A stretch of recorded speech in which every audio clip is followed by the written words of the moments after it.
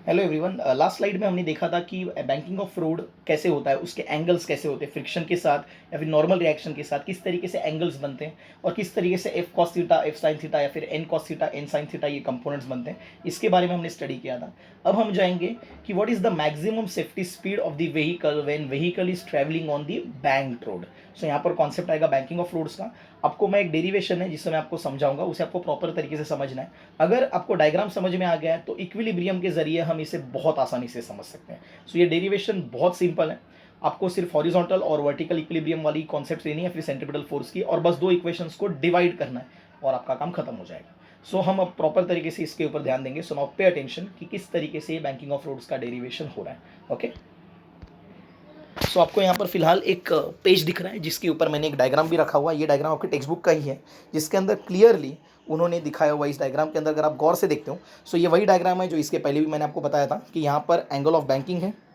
So this is angle of banking. मैं colour change कर रहा हूँ। ओके, सो आपको दिखेगा ये एंगल ऑफ बैंकिंग है। फिर ये व्हीकल है जो आपको नज़र आ रहा है। ये व्हीकल का आगे वाला साइड या पीछे वाला साइड, मतलब अगर आप व्हीकल का फ्रंट या बैक से अगर देख रहे हो तो व्हीकल आपको दिखेगा। जनरली हम जब व्हीकल के बैक से देखेंगे तो ये व्हीकल आपको ऐसे ही दिखेगा, कोई ट्रक वगैरह रहेगा जिसके ऊपर पीछे की तरफ से आपको मालूम है लिखा हुआ रहता है बुरी नज़र वाली तेरा मुँह काला। सो वो जो पार्ट है वो ये पार्ट है यहाँ पर। ठीक है, मतलब आपकी गाड़ी जो है वो तो आप पीछे से देख रहे हो फिलहाल के लिए, और वो अंदर की तरफ जा रही है, टर्न ले रही है। तो आप समझ ही गए होंगे ये क्या है। जिसके अंदर मैंने आपको बताया था कि वेट तो है वो तो डाउनवर्ड आएगा, नॉर्मल रिएक्शन तिरछा आएगा, फ्रिक्शनल फोर्स भी तिरछा आएगा अलॉन्ग दी रोड। अब नॉर्मल रिएक्शन और फ्रिक्शन को हम दो पार्ट में रिजॉल्व करेंगे। सो हो जाएगा F cos theta, F sine theta, और नॉर्मल रिएक्शन के लिए एन कॉस थीटा और एन साइन थीटा। ये हमने ऑलरेडी स्टडी किया है तो हमें इसके बारे में पता है। So now pay attention, derivation में क्या होता है। तो यहाँ पर कंसीडर व्हीकल वगैरह वो सारी की सारी चीज़ें यहाँ पर ऊपर की तरफ लिखी हुई है। सबसे इंपॉर्टेंट चीज़ अगर हम देखें सो यहाँ पर एक कॉन्सेप्ट आ रहा है जिसे आपको गौर से ध्यान देना है, विच इज़ हॉरिजॉन्टल इक्विलिब्रियम। अगर आप इस इक्वेशन को देखो या फिर इस डायग्राम को देखो तो मैंने आपको बताया था कि इसको स्टडी करने का एक तरीका ये है कि आप सेंट्रीफ्यूगल फोर्स के तरीके से भी इसे स्टडी कर सकते हो। मतलब लेफ्ट में देखो आप, यहाँ पर तो दो फोर्सेस हैं, एक है एफ कॉस थीटा और एक है इन साइन थीटा। लेकिन आपको भी मालूम है कि ये गाड़ी जो है वो बाहर निकलने की कोशिश करेगी। सेंटर यहाँ पर है, यहाँ पर लिखा हुआ है टू सेंटर ऑफ मोशन। तो गाड़ी के ऊपर सेंटर से एक अवे फोर्स आएगा जो बाहर की तरफ रहेगा और उसे हम बोलेंगे सेंट्रीफ्यूगल फोर्स। और अगर हम इक्विलिब्रियम देखें तो हमें समझ में आएगा कि लेफ्ट की तरफ दो फोर्सेस हैं, एन साइन थीटा और एफ कॉस थीटा, और राइट की तरफ फोर्स आएगा जो गाड़ी एक्सपीरियंस करेगी, वो रहेगा सेंट्रीफ्यूगल फोर्स, जिसका फॉर्मूला है M V square by R. मतलब लेफ्ट की तरफ होगा N sine theta plus F cos theta और राइट की तरफ रहेगा M V square by R. इसीलिए अगर हम हॉरिजॉन्टल इक्विलिब्रियम की बात करें तो आपका जो इक्वेशन बनेगा वो बनेगा M V square by R, जो आप देख पा रहे हो यहाँ पर। It is M V square by R is equal to N sine theta plus F cos theta. Remember F is frictional force. अब अगर हम वर्टिकल इक्विलिब्रियम की बात करें तो फिर से एक बार हम डायग्राम के अंदर जाएंगे। अगर आप गौर से देख पा रहे तो आपको समझेगा कि वर्टिकली एक फोर्स है एन कॉस थीटा जो ऊपर की तरफ है यहाँ पर, और दो फोर्सेस नीचे की तरफ है, एक है एफ साइन थीटा और दूसरा है एम जी। सो अगर हम वर्टिकल इक्विलिब्रियम करें तो total upward force is total downward force. अगर ये लॉजिक हम लगाए सो उसके हिसाब से जो इक्वेशन बन रहा है तो टोटल डाउनवर्ड जो है वो दो है, एक है एम जी और दूसरा है एफ साइन थीटा, और ऊपर की तरफ है एन कॉस थीटा। इसलिए आपका जो ये इक्वेशन यहाँ पर बनेगा वो बनेगा M G plus F sine theta is equal to N cos theta. ये इक्वेशन यहाँ पर बन गया है। ओके, अब हमें इतना तो समझ में आ गया कि अच्छा ये दो इक्वेशंस बन गए। सो एक था इक्वेशन नंबर जो ऊपर का है हॉरिजॉन्टल, और नेक्स्ट जो है वो वर्टिकल है। अगर हम इन दोनों इक्वेशंस को, अगर जो सेकंड इक्वेशन है जो आपको मिला हुआ है M G plus F sine theta is equal N cos theta, हम एम जी को वहीं पर रखेंगे और एफ साइन थीटा को उधर भेजेंगे तो माइनस हो जाएगा और आपका नेक्स्ट इक्वेशन बनेगा ये। सो जैसे कि आपको दिख रहा है M G is equal to N cos theta minus F sine theta, है ना। अब ये जो इक्वेशन है दैट इज इक्वेशन नंबर 1, और ये जो अभी मिला है सेकंड इक्वेशन 2, इन दोनों को अगर हम डिवाइड करते हैं प्रॉपरली तो हमें जो इक्वेशन मिलेगा वो मिलेगा ये वाला। अगर आप गौर से देखो, and which will be M V square by R divide by M G is equal to N sine theta plus F cos theta divide by N cos theta minus F sine theta. Correct. तो ये दोनों equations को divide किया which is general mathematical term. आपको भी दिख रहा होगा कि वहाँ पर मास एम जो है वो कैंसिल हो जाएगा, और जैसे ही एम कैंसिल हो जाएगा यहाँ पर, एक एम यहाँ पर और एक एम यहाँ पर, ये दोनों भी अगर कैंसिल हो जाते हैं तो इक्वेशन बनेगा जो है वो बनेगा V square by R G is equal to N sine theta plus. अब ये आगे क्या किया हुआ है। सो हमने लास्ट लेक्चर में स्टडी किया था कि एफ मतलब फ्रिक्शनल फोर्स जो होता है वो होता है म्यू एस इंटू एन। तो ये जो एफ यहाँ पर लिखा हुआ है उसी को हमने आगे की तरफ रिप्लेस करके म्यू एस एन लिखा हुआ है। सो एफ कॉस थीटा को हमने लिखा mu S N cos theta और एफ साइन थीटा को हमने लिखा mu S N sine theta.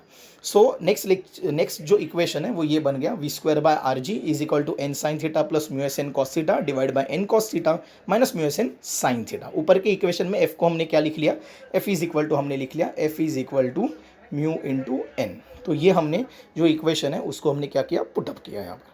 अगर हमने वो इक्वेशन यहाँ पर पुटअप कर लिया है तो अब दिख रहा है कि न्यूमरेटर में भी n है, यहाँ पर इधर भी n है, नीचे भी यहाँ पर n है, यहाँ पर n है। तो ये दोनों भी n ऊपर से कॉमन निकलेंगे, नीचे से कॉमन निकलेंगे n, और ये कैंसिल हो जाएगा न्यूमरेटर डिनोमिनेटर। सो n पूरी तरीके से इक्वेशन से निकल जाएगा। अब नेक्स्ट इक्वेशन में n नहीं है, अब इक्वेशन बन गया V square by R G, n नहीं है तो बचेगा sine theta plus mu S cos theta divide by cos theta minus mu S sine theta.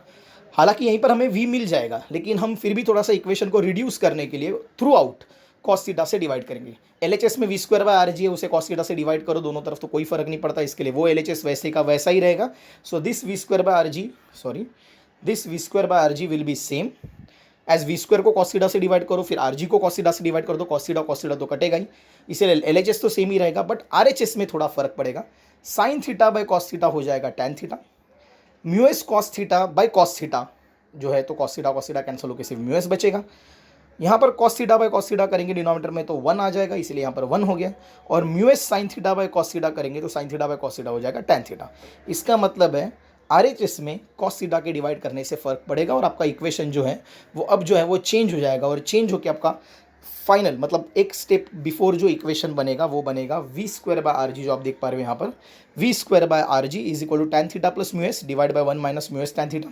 अब अगर आपको वी चाहिए तो आप क्या करोगे, ऑब्वियसली आर जी को राइट हैंड साइड में भेजोगे और रूट ले लोगे तो आपको वी मिल जाएगा, और वही वी जो है वो फाइनल स्टेप में आपको मिलेगा वी मैक्स। आपको समझ में आ रहा होगा ये वी मैक्स कहाँ से आ रहा है, ये इसी इक्वेशन से आ रहा है, इसी इक्वेशन से आ रहा है। बस आपने ये आर जी जो यहाँ पर है उस आर जी को उधर भेज दिया, तो जैसे आपने आर जी को उधर भेज दिया और रूट ले लिया तो आपका फाइनल इक्वेशन बन गया v max is under root R G tan theta plus mu S divide by 1 minus mu S tan theta.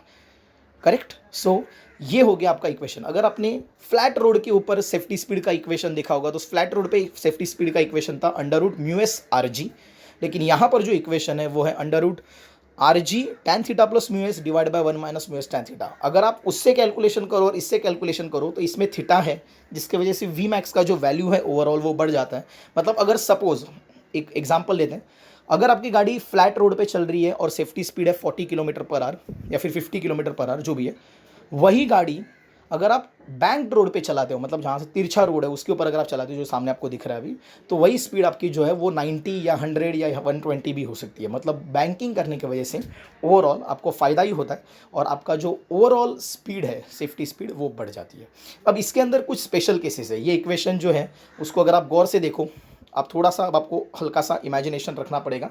अगर आप इक्वेशन को गौर से देखो तो यहाँ पर एक केस आता है स्पेशल केस कि अगर हम चाहते हैं कि नहीं मेरी गाड़ी घिसे नहीं, बिकॉज हम तो ऑलरेडी बैंकिंग रोड पे हैं, तो मैं चाहता हूँ कि मेरी गाड़ी के टायर ज़्यादा घिसे नहीं, मेरी गाड़ी के टायर साबुत रहें, तो ऐसे केस में भी आप गाड़ी चला सकते हो, बस थोड़ा सा स्पीड आपको कम करना पड़ेगा। और वो स्पीड कैसे मिलेगा, that speed is very very very simple. वो कैसे मिलेगा आपको ये जो इक्वेशन यहाँ पर दिख रहा है, ठीक है, ये जो इक्वेशन आपको यहाँ पर दिख रहा है उसमें आपको एज फ्रिक्शन नहीं चाहिए, तो ये जो म्यू एस वाली टर्म है उसको आपको जीरो लेना होगा। जैसे आप म्यू एस जीरो ले लोगे तो क्या हो जाएगा, डिनोमिनेटर में तो म्यू एस जीरो होने से सिर्फ 1 बचेगा और न्यूमरेटर में म्यू एस जीरो होने से सिर्फ टैन थीटा बचेगा। इसलिए आपका जो फाइनल इक्वेशन बनेगा केस 1 का वो बनेगा v is equal to under root are G, सब हट गया और बच गया सिर्फ टैन थीटा। क्या बचेगा, सिर्फ टैन थीटा बचेगा। करेक्ट। सो इसका मतलब है स्पेशल केस नंबर 1 ये है कि अगर आप चाहते हो कि to avoid the wear and tear, so just put mu S is equal to 0 in the equation, आपको मिलेगा V max equal to under root R G tan theta. उस वक्त आपका गाड़ी का कोई भी वेयर एंड टेयर नहीं होगा। अच्छा, हम दूसरा अगर दिमाग लगाएं कि सपोज यही इक्वेशन है, ये तो बैंकिंग के साथ है, लेकिन अगर हम ऐसा मान के चलते हैं कि अगर सपोज बैंकिंग ही नहीं है इसके अंदर, सपोज ऐसा इमेजिन करते हैं, सो फ्लैट रोड हो गया, मतलब अगर बैंकिंग नहीं है मतलब फ्लैट रोड हो गया। अगर फ्लैट रोड है तो थीटा कितना होगा, ऑब्वियसली फ्लैट रोड के लिए थीटा होगा। अगर आप यहाँ पर गौर से देख पा रहे हो थीटा होगा ही नहीं, यहाँ पर इस डायग्राम में अगर आप देख पा रहे हो फ्लैट रोड है तो थीटा होगा ही नहीं, थीटा 0 होगा। सो आपने क्या करना है, ये जो इक्वेशन है सर्कल किया हुआ उसमें थीटा को 0 पुटअप करना है। जैसे आप थीटा को 0 पुटअप करोगे तो टैन 0 0 होता है, तो सिर्फ म्यू एस बचेगा न्यूमरेटर में, और डिनोमिनेटर में tan 0 0 होने की वजह से डिनोमिनेटर में 1 बचेगा। मतलब आपका जो इक्वेशन बनेगा वो बनेगा v is equal to under root are G mu S, क्योंकि tan थीटा तो 0 है। ऑब्वियसली ये वही तो इक्वेशन है जो हमने फ्लैट रोड में देखा था। फ्लैट रोड के डेरिवेशन में हमने देखा था कि v is equal under root are G mu S, every mu S R G. वही इक्वेशन आपको यहाँ से भी मिल सकता है। ये दो special cases they are very much important. First is अगर आपको अवॉइड वियर टेयर करना है तो म्यू एस 0 होगा, और दूसरा केस जब आपको फ्लैट रोड है तो थीटा भी 0 होगा। तो अगर आप कोई भी अगर इक्वेशन में ये वैल्यूज पुट अप करते हो तो आपको अकॉर्डिंगली रिगार्डिंग इक्वेशंस मिल जाएंगे। Correct. So this derivation is very much important, और इसे आपको बोर्ड्स के लिए बहुत अच्छे से प्रिपेयर करना है। ओके, होपफुली आपको ये समझा होगा। अगर कोई भी डाउट आता है तो आप मुझे पर्सनली पूछ सकते हो। Thank you so much.